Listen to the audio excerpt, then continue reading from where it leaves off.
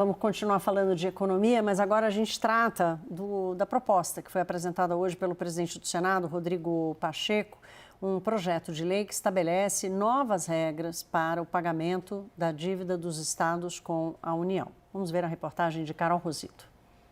A proposta prevê que o valor principal da dívida, hoje na casa dos 700 bilhões de reais, deverá ser congelado e pago em 30 anos. A maior parte do montante é referente ao que devem Minas Gerais, Rio de Janeiro, Rio Grande do Sul e São Paulo. O projeto também altera o indexador e permite aos estados a negociação de ativos no abatimento do estoque da dívida. A ideia é reverter parte dos juros economizados em investimentos nos próprios estados. Pacheco afirmou que não será possível diminuir o estoque da dívida como ele e parte dos governadores desejavam. Assim, o valor atual será o ponto de partida da negociação. A proposta inicial que nós tínhamos de poder fazer um programa equiparado ao refis, que pudesse ter um abatimento sobre o principal e o estoque, acaba não sendo possível em razão de vedações que nós compreendemos e da afetação que isso geraria ao resultado primário da União. Atualmente, a dívida é indexada pelo IPCA mais 4%. Esses juros são abatidos em até 2 pontos percentuais, desde que o valor em ativo cedido à União seja superior a 20% do total da dívida. Outros 2 pontos percentuais podem ser abatidos para investimentos e para o Fundo de Equalização. Isso significa que, na prática, os estados podem até zerar os juros da dívida. Pacheco estima que a União estará abrindo mão de receber algo em torno de 28 bilhões de reais por ano. Então, se são 700 bilhões de estoque, se a União deixa de receber 4%, isso dá, me ajuda na matemática aí, 28 bi, não é? 28 bi ao ano. Só que, na verdade, a União não está recebendo. Essa é a questão, né? A União finge que recebe, o Estado finge que paga e a dívida vai aumentando. Por exigência da Fazenda, estados que não cumprirem a meta de investimento poderão ser excluídos do programa, voltando ao indexador atual. Pacheco pretende colocar a matéria em votação antes do recesso, mas admite que o assunto pode ser postergado para o segundo semestre, diante da necessidade de debater o texto com os senadores. Marcelo, a Carol falou aqui no finalzinho do que seria uma contrapartida. Se não cumprir as regras, fica fora do programa, ou seja, volta a pagar IPCA mais 4, que já é uma taxa subsidiada, né? O Tesouro, como eu disse há pouco, paga mais do que isso para financiar. Está pagando IPCA mais 6 se você olhar a curva de juros. Exatamente. 6,5, na verdade. 6,5, Então, a tua primeira impressão disso, se para de pé, a gente já assistiu outras tranches como essa pararem de pé e levarem à situação que a gente está hoje. Então, eu vejo com muita preocupação essa proposta. Nos últimos 40 anos, mais ou menos por volta da introdução da nova república, a gente tem sido pego num ciclo interminável de movimentos como esse, de ajuda, socorro financeiro da União aos estados, nas mais variadas formas, assunção de dívidas de mercado, resgate dos bancos estatais quebrados, subsídios e assim por diante. Tem um trabalho do Marcos Mendes, do INSPER, um dos maiores especialistas em contas públicas, que ele faz um apanhado disso, já são dezenas de episódios como esse. E aí a questão é que a gente sempre volta no mesmo ponto, né, com um alívio temporário à condição financeira dos estados, para logo mais à frente eles voltarem com o pinico na mão, pedindo recursos para a União e o problema não resolvido. Então, eu acho que muito além dessa aritmética de quanto a União vai deixar de receber ou não, se está recebendo ou não dos estados juros sobre as dívidas, a questão é a seguinte: o que a gente vai fazer para colocar as contas públicas dos entes federativos, dos estados e municípios de pé, para que eles possam caminhar com as suas próprias pernas, sem a gente incorrer nesse ciclo infinito. Então, eu acho que essa seria uma oportunidade, como tantas outras nessas últimas décadas, para você incluir na negociação o que a gente chama de condicionalidades, que são um desenho. Que era o que o Haddad queria e não conseguiu. Que era o que o Haddad queria, eu não sei se eu não consigo jogar. O Pacheco disse hoje que não, que a saída do programa já é punição suficiente. Eu não vejo assim, justamente pelo histórico que a gente tem. Então, quais seriam essas condicionalidades? Reformas. A gente acabou de passar por uma reforma da Previdência em 2019, que no apagar das luzes, por conta de uma resistência política no Senado Federal, os estados e municípios foram deixados de fora e ficaram com a opcionalidade de implementar as regras aprovadas para a União. Pouquíssimos estados implementaram. De cabeça que eu saiba, posso estar enganado e me corrige, Goiás, Rio Grande do Sul fez uma reforma dificílima, muito boa, fizeram algo. São Paulo fez uma reforma administrativa, eu não sei, não lembro agora de cabeça se fez uma reforma da Previdência. Então, a gente precisa desenhar mecanismos para que a gente coloque as contas públicas dos entes, de fato, no eixo e passa para fazer reforma. Quais reformas? Reforma da Previdência. Se olhar o que se gasta, por exemplo, só com folha, não estou nem falando em ativos que envolvem a Previdência, hoje, nos estados, dados oficiais, a mediana, né, 50 e alguma coisa por cento da receita está comprometido com folha de pagamento. Todos os estados viram já uma barbaridade. Se você coloca pagamento de pensões, essa conta sobe, em alguns casos, para quase 100% da receita corrente líquida. E isso não tem a ver com endividamento, né? Isso não tem a ver com endividamento. Então, o endividamento, na verdade, essa situação que a gente chega, a fotografia de caos financeiro, ela é consequência de más gestões acumuladas ao longo das últimas décadas. Então, a gente precisa resolver esse problema de origem.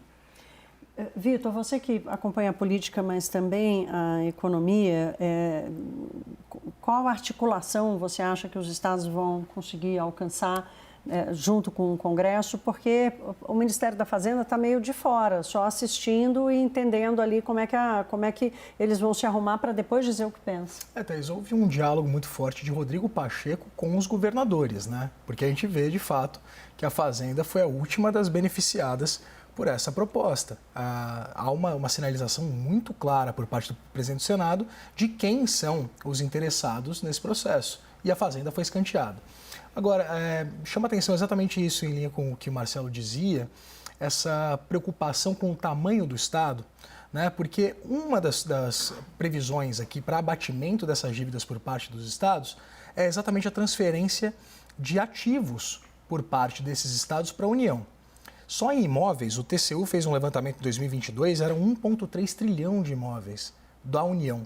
Lembra que o Paulo Guedes queria vender, né? O trilhão do Paulo Guedes passava por vender os imóveis. Passar os imóveis no cobre, mas imagina aumentar ainda mais, por exemplo, o número de imóveis que já tem um impacto significativo, por exemplo, em relação à depredação, em relação a uma dificuldade, por exemplo, de alienação desse patrimônio, quando houve, por exemplo, interesse por parte do ex-ministro Paulo Guedes. Então, há uma série de mecanismos propostos por esse texto que são prejudiciais desse ponto de vista. Além disso, eu consigo entender essa dimensão, por exemplo, de transferência desses ativos e você passa um ônus para o Estado, né, para a União. E muitas vezes, como parte do Estado, com letra maiúscula, o Estado, né, União. E muitas vezes vai ser o Estado, aí sim, entes federativos, que vai escolher que tipo de ativo vai passar. Ou seja, vamos passar alguns ativos completamente podres, né? Ativos realmente que viram pepino na mão do governo federal. A que preço? Como vão ser avaliados esses ativos? Uma vez que eles sejam passados à União, o que vai impedir de você ter uma disputa judicial movida pelos estados para reavaliar o valor daquele ativo que foi... Como já aconteceu. Como já aconteceu. Então, é um caminho que a gente...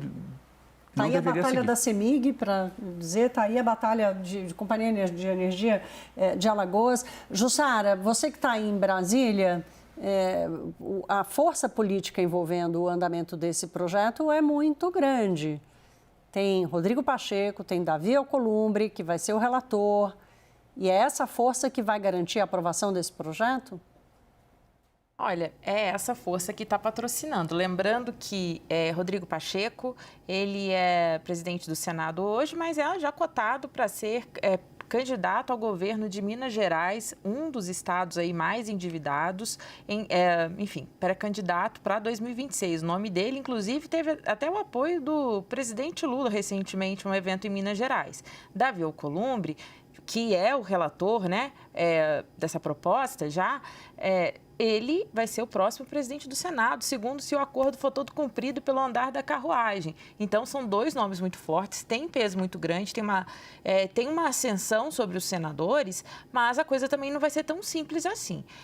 Ele está satisfazendo ali os maiores devedores, mas os estados menores, estados com dívidas menores ou sem dívidas, não estão muito satisfeitos com isso e vão querer mexer nesse texto, além da própria Fazenda, como vocês já mencionaram aqui. É como se Rodrigo Pacheco estivesse fazendo uma festa ali, ou uma graça, como se diz, com o chapéu alheio, porque isso não foi negociado exatamente com a União. Ou seja, é necessário, todo mundo reconhece da necessidade de discutir a dívida dos estados, mas os termos em que foram colocados, não tem nem 24 horas que esse texto foi apresentado, que esse projeto foi apresentado pelo Rodrigo Pacheco, mas já levanta uma série de dúvidas, não apenas ali no governo, em outros governadores de estados que têm dívidas menores, mas também entre técnicos. Ela é sustentável? Quanto isso pode ser prejudicial para a União? Então, são esses detalhes que agora serão debatidos. Sim. O próprio Rodrigo Pacheco, ele sabe que ele vai encontrar dificuldade e sabe que tem um ano ali, vem recesso parlamentar por aí, então ele prevê que avance esse debate apenas em agosto. Bem, vamos ver ali como ele, Rodrigo Pacheco e Davi Alcolumbre vão manobrar ali para poder emplacar esse texto e quando, de fato, o governo federal, a União, vai entrar nesse debate e o que vai conseguir mudar nesse texto. Jussara, essa arena política, ela não consegue resolver o efeito mais rápido que essa proposta vai causar, que é o aumento do endividamento público, que já é uma fragilidade enorme que o Brasil enfrenta hoje. Quer dizer, toda a discussão sobre o equilíbrio fiscal do país passa pelo comportamento da dívida, Marcelo. Então, acho que a sua introdução no programa, ela captura muito bem o efeito econômico final que essa proposta traz, que é nada mais do que um espaço maior para gastar e aumentar o endividamento sem nenhuma correção de rota. Então, no fundo, você tem interesses diversos brigando pela posição dos estados no Congresso, você tem na discussão do bloco anterior sobre as disputas através dos lobbies setoriais para se obter quinhões de benefício na reforma tributária. A pergunta é quem defende o interesse do contribuinte? Porque seja com o bolso da direita ou com o bolso da esquerda, quem vai pagar a conta no final é o contribuinte, seja através de um Estado com uma dificuldade financeira ou uma União que vai carregar uma dívida maior. Então, esse interesse me parece o único que não está representado aqui na mesa. E para a gente terminar esse bloco, Marcelo, quero deixar com você, vocês vão precisar se debruçar sobre esse projeto e entender como é que isso vai acontecer, por exemplo, nas receitas financeiras. Então, assim, aumento de déficit público e aumento do endividamento público, isso pode manter, por exemplo, um grau de percepção de risco sobre o Brasil, que é o que está levando o câmbio para cima, que é o que está levando risco o país para cima? Então, como o próprio presidente do Senado ele comentou, o efeito de fluxo de caixa de curto prazo, que é isso que acaba aparecendo na forma como as contas públicas são contabilizadas, seja do ponto de vista do déficit, seja do ponto de vista da dívida, ele não vai aparecer. Ele vai aparecer ao longo do tempo, à medida que os estados ganham fôlego para se endividarem mais, e aí esse fluxo de caixa ele acaba se materializando e aumentando, sim, o déficit e a dívida. Então, ele não é imediato. Então, a gente volta para a questão original. Do ponto de vista do problemaço que a gente tem aqui, que tem a ver com a gestão do arcabouço fiscal, a procura por formas de reduzir o tamanho do déficit público, etc., eu não vejo esse tema contaminando esse tema maior nesse momento. É claro que eles se falam lá na frente, mas no curto prazo eu acho que eles andam em linhas separadas. Até porque nós temos um governo federal que o seu arcabouço fiscal, a sua política econômica, é uma política de mais gastos. É uma política econômica voltada para o aumento da despesa, Vitor. Ou seja, o exemplo que vem de cima é o exemplo de aumento de gastos, O governo Lula, no passado, nos seus primeiros mandatos, está repetindo agora, incentiva os estados a se endividarem mais para fazer investimentos. E esse exemplo que vem de cima dá força para os governadores, seja da esquerda ou seja da direita, apoiarem o projeto. E vira mais um elemento numa série, né, de sinalizações nessa linha de desrespeito às contas públicas e ao cenário fiscal, né, Thaís? Porque o governo tem muita dificuldade de falar em corte de gastos. Ele não quer, ele tem dificuldade, falar. Ele não quer. Não, então, até vieram algumas sinalizações depois daquele caos que é causado pelas falas do presidente Lula, aqueles ataques reiterados contra o presidente do Banco Central, Roberto Campos Neto, câmbio, né, foi nas alturas. Depois daquelas 2 semanas ali, depois que Lula, inclusive, conversa com Fernando Haddad, começou até, né, Simone Tebet, por exemplo, ministra do Planejamento, fez uma sinalização em relação a algumas revisões de gastos. O próprio ministro Fernando Haddad anunciou também um corte, né, que ainda tem muito que explicar ali para de onde que vem exatamente, onde vai ser cortado. Então, o governo pressionado começou, muito pressionado por sinal, começou a falar também, ainda de uma forma muito tímida, é verdade, né, de uma forma completamente embrionária, mas começou a falar em corte de gasto e não só mais em aumento de arrecadação. Porque sim, a gente entende que essa correlação, essa equação entre cortes, né, e aumento de arrecadação é muito importante. Agora, não pode ser tudo de um lado só. E, por exemplo, né, você citava, Marcelo, a agenda de reformas. Uma reforma administrativa ela foi completamente censurada por esse governo. A discussão sobre isso foi completamente censurada. No Congresso, você não encontra um deputado ou um senador disposto a conversar sobre reforma tributária administrativa, mesmo aqueles que já estiveram debruçados sobre o tema de uma forma muito ostensiva. Isso porque os presidentes das casas legislativas não querem, exatamente porque isso é um assunto delicado, e, evidentemente, por parte do governo federal, esse assunto acabou. Então, temos essa dificuldade, né, uma dificuldade de falar em como cortar gasto. Eu queria fazer a ressalva aqui que a reforma administrativa não necessariamente ela vai gerar controle de gastos, mas que ela melhora muito a eficiência do gasto, né, Marcelo? Acho que esse que é o ponto principal, né, para a gente fechar aqui 30 segundinhos. Olha, no curto prazo não, mas como a questão de longo prazo ela é muito importante para o investidor, que forma a expectativa sobre a decisão de investir ou não no país, ela depende não só do hoje como amanhã. Se você tiver um cenário que você consegue vislumbrar um estado mais racional, isso ajuda, você consegue internalizar esse benefício hoje. Claro, e aí o investimento vem, exatamente, né? E não vai embora como aconteceu nas últimas semanas. Exatamente.